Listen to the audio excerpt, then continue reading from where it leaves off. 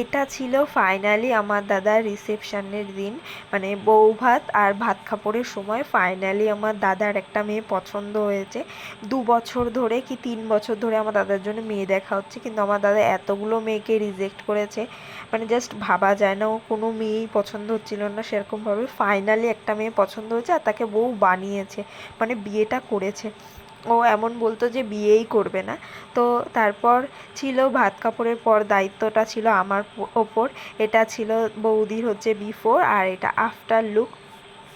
কেমন হয়েছে তোমরা জানিও। পুরো সাজটা আমি কমপ্লিট করেছি। আমার পরে দাদা অনেক ভরসা ছিল, দাদা আমার পাশে এসে দাঁড়িয়েছিল কেমন হবে না হবে। তো আলটিমেটলি লাস্ট টাইমে দাদার পছন্দ হয়েছে, দাদার ভালো লেগেছে। ইভেন বৌদিও বলেছে বৌদিরও খুব ভালো লেগেছে। আর বৌদির বাড়ির লোক তারপরে এসেছিল। বৌদির বাড়ির লোক এসে বৌদিকে এত ভালো বলছিল, আমি সেটা সামনে দাঁড়িয়ে দেখছিলাম, মানে আমার নিজেরই খুব ভালো লাগছিল।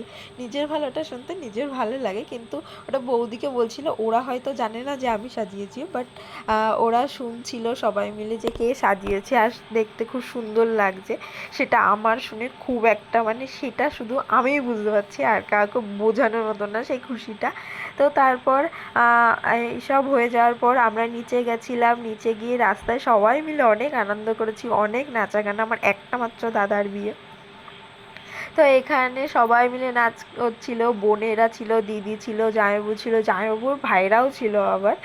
তো অনেক আনন্দ করেছি। তারপর রাস্তায় নাচানাচি হয়েছে প্রচুর পরিমাণে। আর এখানে হচ্ছে তারপর আবার বৌদির বোনেদের নিয়ে এসেছিলাম। বৌদির বোনেরাও আরও ভালো নাচতে পারে। সে জাস্ট মানে দারুণ দারুণ। আর মানে বলার ভাষা নেই, এত মজা করেছি আমরা। তারপর আমরা খাওয়া দাওয়া করে বাড়ি চলে এসেছিলাম। ওরা